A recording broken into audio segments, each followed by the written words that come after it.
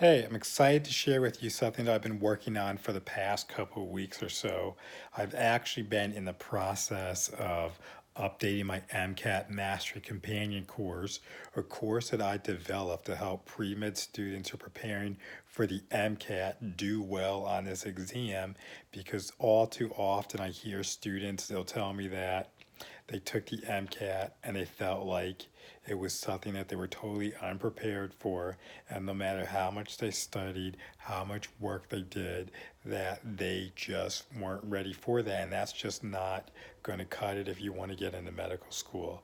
So I went ahead and updated that course for you, put a lot of materials and info in there that's going to really help you take it to the next level, because one of the things that you need to understand with the MCAT, it's not like your typical pre-med classes where if you just go in, you memorize the material and then you regurgitate it on the test.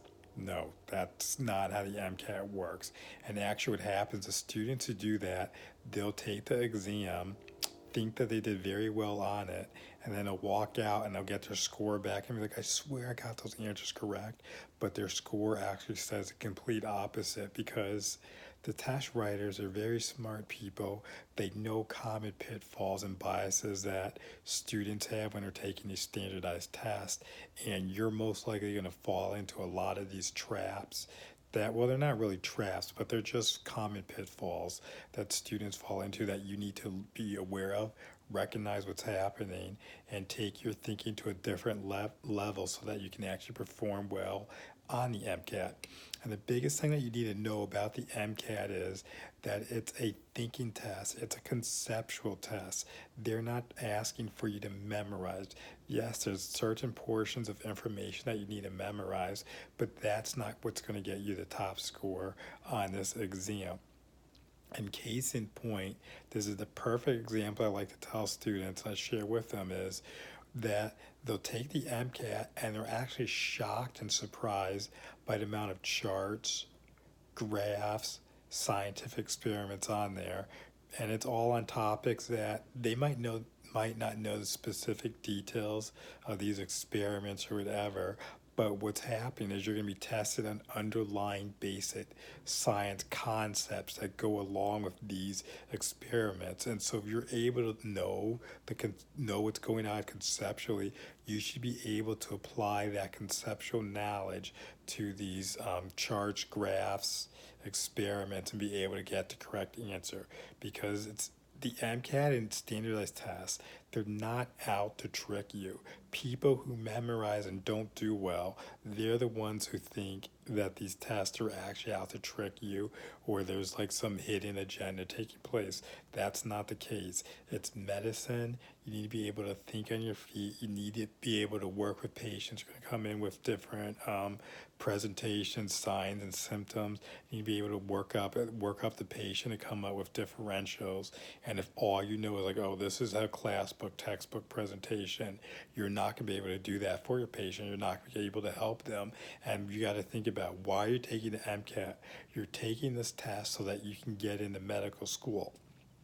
And once you're in medical school, yeah, you're going to have to memorize for a lot of your basic science classes. But once you start treating patients and when you take all your board exams, memorization is only going to get you so far. It's really when you need to think conceptually, understand patterns, understand presentations, and just have an overall strong framework of what's taking place.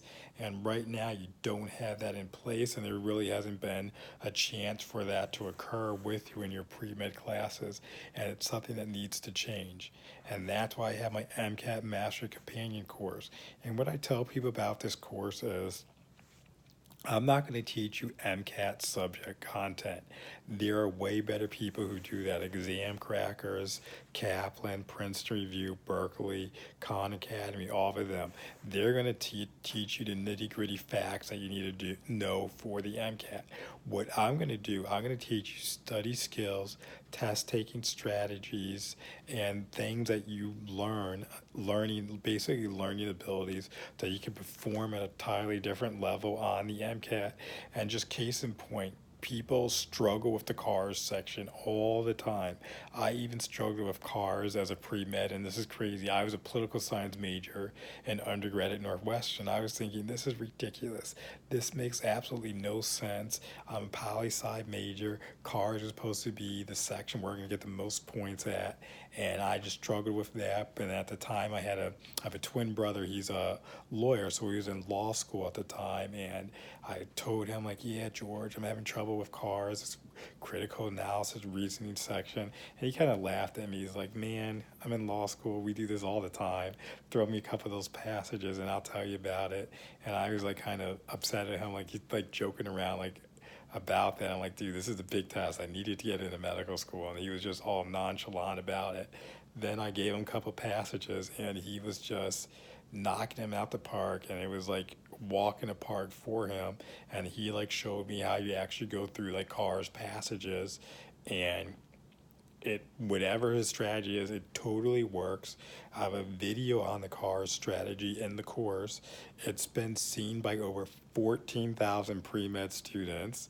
And the thing is that students watch this video. It's not even 10 minutes, it's short.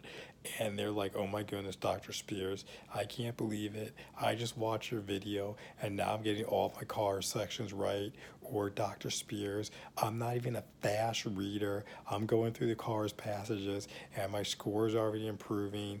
Or Dr. Spears, I've been using your tactics overall in your MCAT Master Companion course for just a week and I've already gone up 8 points in my MCAT. That's huge. That's significant. Imagine if you went 8 points on your actual MCAT from where you're scoring now. You work with me with my MCAT Mastery Companion course, and now you're at 8 points. Think of what percentile you're going to be in. Think about how that's going to look for medical schools when you put out your application and you went up 8 points. That's huge. So that's what I want to do for you. I want to open doors for you. And the way that you're going to open doors and get into medical school is going to be having a top MCAT score, because that's the number one factor that goes into a medical school admissions decision. Because if you don't have the numbers, you're not going to be seen and given a fair chance by the medical schools, because medical schools, they receive way too many applications, so they have to do a fast, dirty way to screen applicants out, and they're going to look at your numbers. That's going to be the first thing. And so it's a little bit disservice for people to say, oh, you can still get in medical school with low stats, low numbers.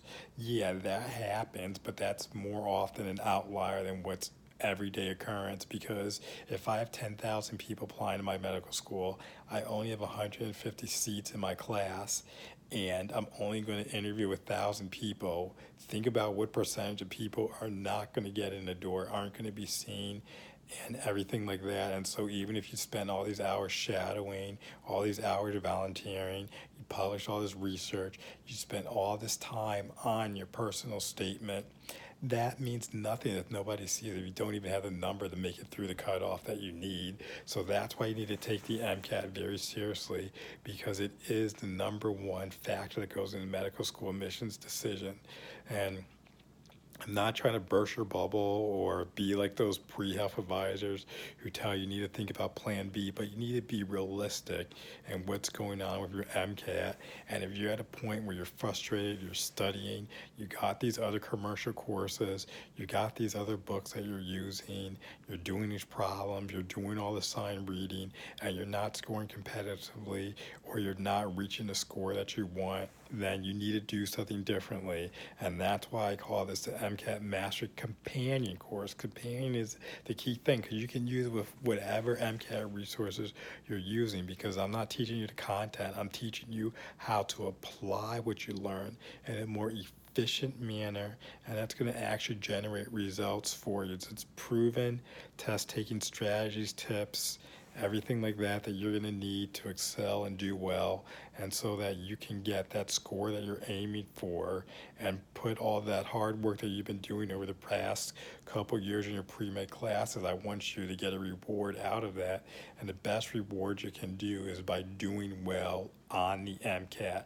And so if you're ready to change your future, ready to score higher, and my whole mantra with this course is that you're going to study less, you're going to learn more, and you're going to score higher. So if that's something that you're looking forward to, then I strongly, strongly encourage you to look into my MCAT Master Companion course, see the results that other students are getting, and make sure that you're one of those students too, that you have a success story where you weren't held back from getting into medical school by the MCAT. So if you're looking for that, if you want that to happen for you, go ahead and visit drpremed.com, and that's where you can find more about my MCAT Master Companion course. Thank you.